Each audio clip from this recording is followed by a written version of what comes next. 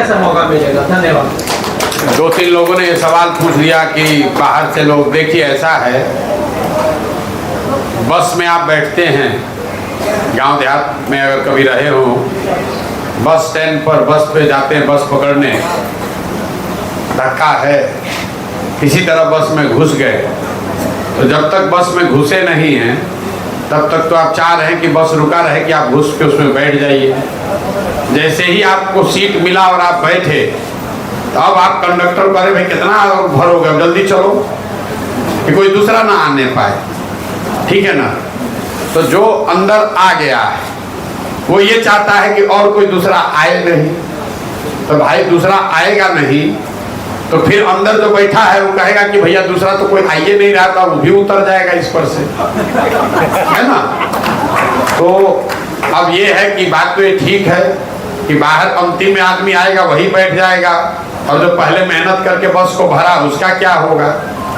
तो इसीलिए जन सुराज की जो व्यवस्था है, आपने कहा कि जो पैसा वाला होगा उसी को होगा। आप तो यहाँ गया में बैठे हैं, इतने लोग बैठे हैं, पूरे बिहार में किसी ने अगर 1 रुपया चंदा दिया हो जन सुराज को तो हमको उसका माइक लाल का नाम बताइए। हम लोग ना किसी से 1 रुपया लेते हैं। हम जब जन सुराज से हम पैसा देकर लड़ा रहे हैं तो बिहार में दम किसको है कि हमारा ईमान खरीद लेगा? इतना चक्कर मत रहिए। बिहार में पैसा है किसके पास? आप देश के सबसे गरीब और पिछड़े राज्य हैं। यहाँ पर अगर किसी को 100 करोड़ रुपया हो जाए, गया में, पटना में, बेगूसराय में, तब उसको पता ही नहीं चलता है कि अब हवा में चले कि जमीन पर रहे कि समंदर में तैरे। 100 करोड़ रुपया कमा लिए। आप ताइवान में पढ़े हैं, दिल्ली में JNU में आप बताए पढ़ते हैं, दिल्ली में जाइएगा बसंत विहार में वो घर 100 करोड़ रुपया में नहीं खरीदाएगा। बॉम्बे कहीं गलती से चले गए तो नरीमन पॉइंट पे वो फ्लैटों का दाम 200 करोड़ रुपया है। यहाँ किसके पास पैसा है कि हमारा ईमान खरीद लेगा? किसी को दम नहीं है। तो चिंता मत कीजिए।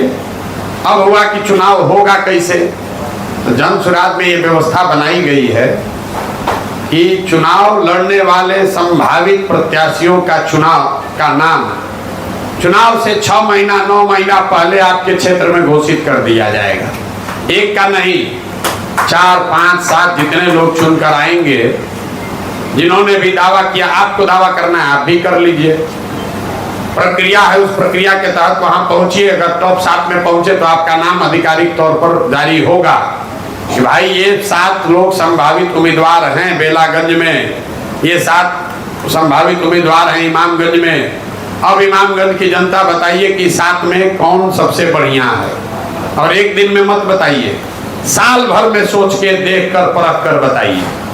अमेरिका में राष्ट्रपति का चुनाव आपने देखा होगा, राष्ट्रपति का टिकट उम्मीदवार का कौन देता है? कौन देता है? ना सुने? कोई अमेरिका में डोनाल्ड ट्रंप को तो कोई टिकट नहीं ना दे रहा है। कैसे टिकट मिलता है?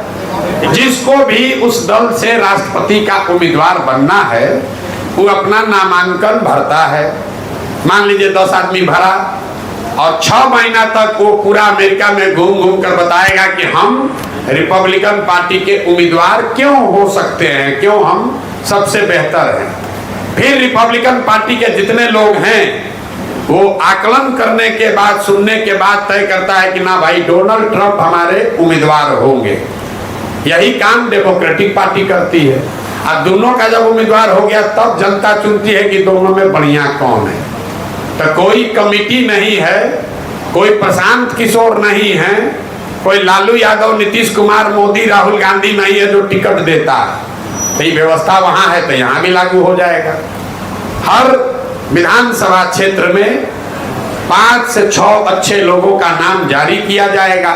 आप बस में पहले बैठे कि पीछे बैठे, उसके बाद साल भर अब फरिया लीजिए आपस में। जिसको जनता ने चुन दिया वही जनता का उम्मीदवार, जन सुराज का उम्मीदवार बन गया। अब उसके पास पैसा कहां से आएगा? जन सुराज के पास पैसा कहां से आ रहा है? बिहार में 13 करोड़ लोग रहते हैं। अगर 2 करोड़ लोग अपने जेब से 100 रुपया दे, ज्यादा नहीं, 100 रुपया, तो कितना रुपया जमा हुआ? 200 करोड़। तो 200 करोड़ रुपया काफी है चुनाव लड़ने के लिए। जरूरत इस बात का है कि व्यवस्था बनाया जाए कि लोग घरे घरे बैठ के वहां से अपने मोबाइल से 100 रुपया भेज सके।